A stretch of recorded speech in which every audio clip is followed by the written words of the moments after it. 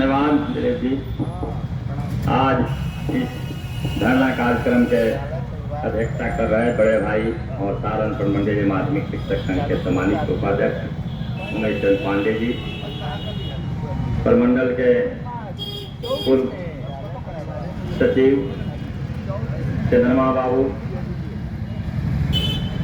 बिहार माध्यमिक शिक्षक संघ राज्य संघ के राज्य कार्यकारिणी के सम्मानित सदस्य, जिले प्रमंडल के विभिन्न पदों को सुशोभित करते हुए आज भी हमारे बीच हमारे हर कार्यक्रम को सफल बनाने के आह्वान करने वाले अभिभावक चूरन प्रसाद सिंह जी, सारण माध्यमिक शिक्षक संघ के अनुभवी ऊर्जावान जिला सचिव बड़े भाई विद्यासागर विद्यार्थी जी, शिक्षक नेता महात्मा भाई राज्य के संयुक्त सचिव दीनबंधु माझी जी,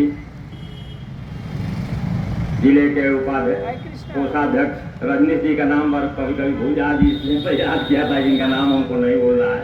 रजनीश जी कोषाध्यक्ष हैं, बहुत जुझारू, बहुत सक्रिय ढंग से सब संगठन के काम दायित्व का निर्वहन कर रहे हैं।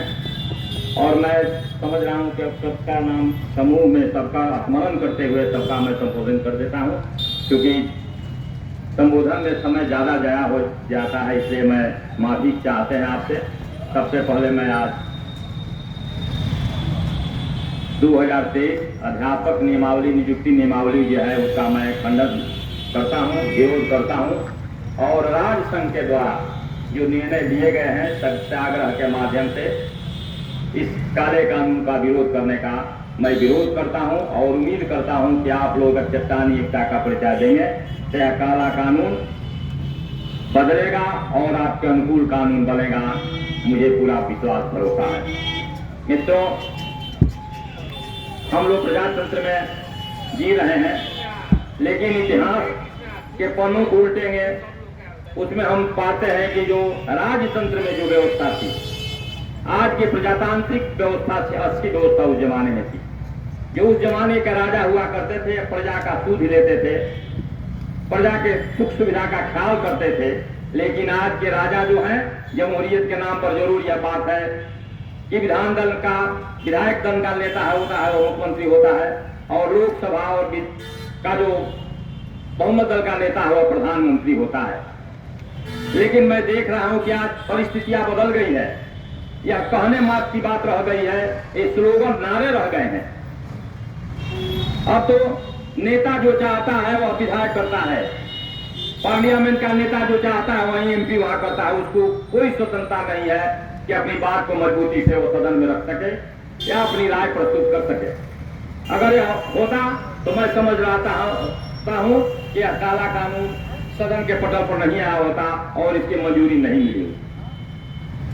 मैंने तो जो अनुभव किया है प्रजातंत्र में या किसी भी तंत्र में, दो तरह के चरित्र होते हैं, एक सत्ता पक्ष का चरित्र होता है और विपक्ष का चरित्र होता है। सत्ता पक्ष वाले लोग केवल जब सत्ता में जाते हैं तो उनकी मजबूरियां उनको घेर लेती है, आर्थिक परेशानियां उनको घेर लेती है। वह कहते हैं कि हमें सबके बारे में सोचना है, केवल एक शिक्षक के बारे में, किसी कर्मचारी के बारे में नहीं सोचना, हमको सबके बारे में सोचना है। अगर शिक्षकों को अगर वेतनमान दे देंगे, सारी सुविधाएं देंगे, तो हमारी विकास की जो गंगा बह रही है, विकास के जो काम हो रहे हैं बाधित हो जाएंगे।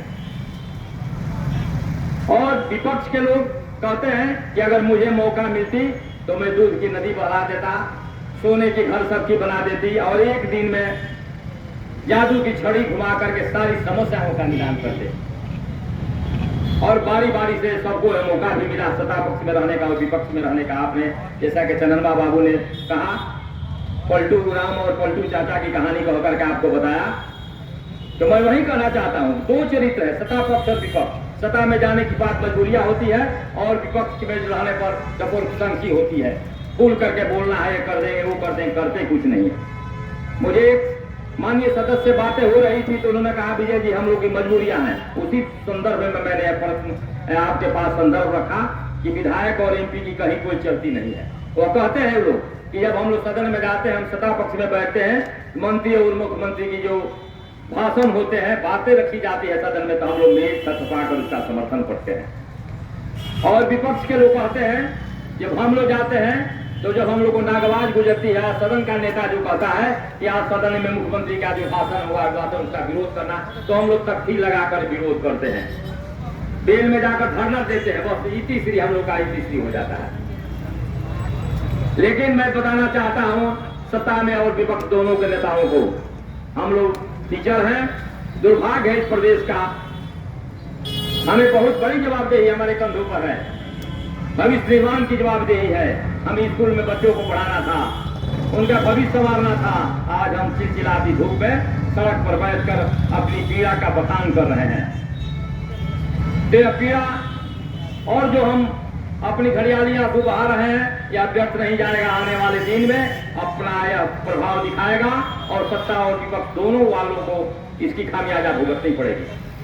मित्रों, मैं बताना चाहता हूं शिक्षक आंदोलन के सभी साथियों को, बीएसटीए का शानदार और जानदार इतिहास रहा है।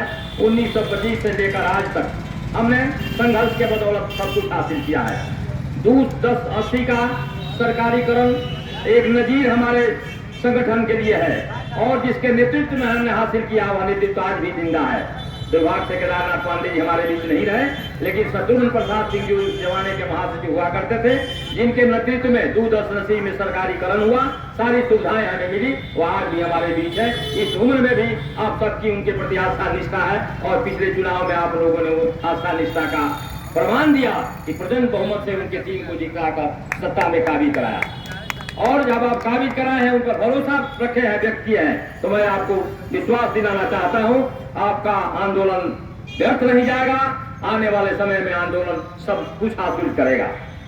शत्रुघ्न बाबू लगे हुए हैं, अभी तक 10वां दिन, जैसा कि विद्यासागर विद्यार्थी जिन में 10वां दिन आंदोलन का हम लोग का है, सत्याग्रह का। 10 दिन में अभी सरकार की तरफ से कल कोई वार्ता के लिए पहल नहीं की गई।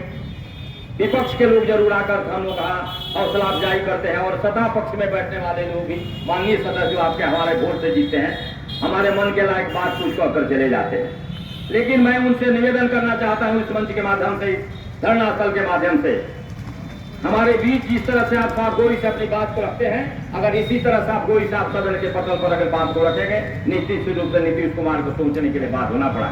आज इस परिस्थितियां बन गई है, सत्ता पक्ष और विपक्ष दोनों लोग दबाव बना रहे हैं नीतीश कुमार पर और तेजस्वी यादव पर। वो लोग विचलित हैं। अब उनके मन में आ रहा है कि हमने कहा कि नहीं देंगे। झुकने की बात है, किस तरह से झुक कर, अरे सत्ता में हो, तुम मालिक हो, तुम जमहूरियत के है, हमारे मुखिया हो, हमारे परिवार के अभिभावक हो, तुम्हारी भूमिका होनी चाहिए। एक कदम बढ़ करके आकर बात करते हैं हमसे। हमारे नेतृत्व ने कहा था हमें कुछ नहीं चाहिए, हमें बहुत कुछ हासिल कर लिया है, बहुत कुछ हम आंदोलन के माध्यम से दिया। 6,000 से शुरू करके हमने 40 और 50 तक पहुंचे हैं। आने वाले दिनों में हम और आगे बढ़ेंगे। लेकिन जो हमारे अन्य मांगे जो है, गैर वित्तीय मामले है, उसको मान लो सामान्य वार्ता करो हमसे। और केदार पांडे जी के नहीं रहने का या जरूर मलाल मुझे अगर केदार पांडे जी रहते, वो दूसरे तरह के नेतृत्व करता थे।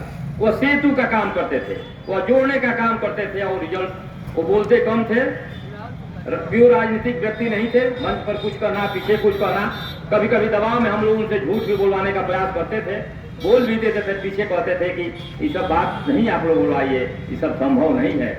एक बार झूठ जो है पढ़े लिखे लोगों के बीच में झूठ नहीं बोलना चाहिए, झूठ पकड़ी जाती है।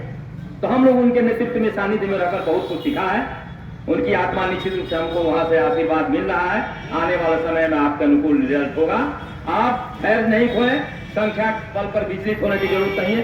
पूरे प्रदेश में नेतृत्व जो है बहुत जुझारू रूप धारण कर लिया है। यह बात ठीक है कि कहीं किसी दिन जनार्दन बाबू ने कहा कि बहुत से कारण हैं, बहुत सी परिस्थितियां हैं, संख्या बल कम और ज्यादा होने का, लेकिन संख्या बल और ज्यादा होने से आपको विचलित नहीं होना है। आप संगठित रहिए, नेतृत्व पर भरोसा रखिए। विद्यार्थी जी के नेतृत्व पर भरोसा, विद्यार्थी जी को मैं खास बधाई और धन्यवाद देना चाहता हूँ। इन्होंने जिस टीम गठित किया है और जिस ऊर्जा के साथ लगे हुए हैं, देखिए इन्होंने कहा कि सुबह में जाकर एक हेडमास्टर का प्रभार दिलवाने वाला काम, हालांकि यह काम हम संगठन का बहुत जरूरी नहीं था, लेकिन चूंकि अपेक्षा लोग रखते हैं कि हमारा कोई नेतृत्व हम ज्वाइन करेंगे तावे हमारा सम्मान करेंगे, उसका भी सम्मान जो हमारे बीच का नेतृत्व वर्ग है, हमारा साथी है, उसकी अपेक्षा है, तो उस अपेक्षा पर खरा उतरने का प्रयास करते हैं, तो अच्छी बात है। लेकिन आज के डेट में हमें प्रतिदिन हम ज्यादा राय नहीं देना चाहते, इसलिए कि मैं बहुत कम से कम समय दिया इस धरना में। हमारे साथ परिस्थितियां थी, चूंकि बैठने में कुछ अन्य परेशानियां भी थी, शादी विवाह में भी हम फंसे हुए थे, लेकिन प्रतिदिन मैं अपने सभी साथियों को रोज लताड़ता हूँ कक्ष में बैठ करके। आपकी लड़ाई है, आप ही नहीं जाएंगे, अनेकों पदधारक आप लोग हैं, तो आप लोग जाए, हौसला अफजाई करें, हमारे संगठन को धारदार बनाने मजबूत भी थे। तो मैं पुनः एक बार अभी सभी साथियों को साधुवाद देते हुए और उम्मीद करता हूँ, भरोसा करता हूँ कि जब तक यह आंदोलन चलता रहेगा, जो चरणबद्ध आंदोलन चले, 3 तक हम लोग का आंदोलन है, 3 के बाद पुनः एक समीक्षा बैठक राजनीतिक के लोग करेंगे और जो बात छन कर आएगी उसके अनुसार हम लोग आगे का नेतृत्व काम करेगा। लेकिन हम मुझे भरोसा है कि निश्चित रूप से आपके अनुकूल आचरण होंगे। नियमावली हमारे जो 2023 नियमावली बना है, आपने देखा आनंद थाने नियमावली बनी, बहुत दिनों से, वर्षों से 2006 से हम लोग लगे हुए हैं, आज तक हम लोग की नियमावली नहीं बनी, लेकिन आनंद थाने नियमावली बन गई, बीपीएससी की परीक्षा भी होगी। और यह भी नारा दिया जा रहा है कि पुराने साथी हम लोग हैं, हम लोग को डेट जो हम लोग का पद जो है मरणशील पद हो गया है।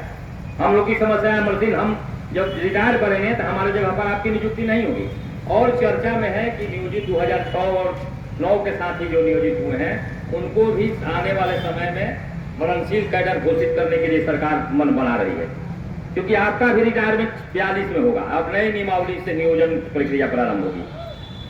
बीपीएससी से परीक्षा से लोग पास करेंगे, वे लोग हो जाएंगे जैसे आप हम लोग की जगह पर आप है, अब आपके जगह पर हो जाएंगे।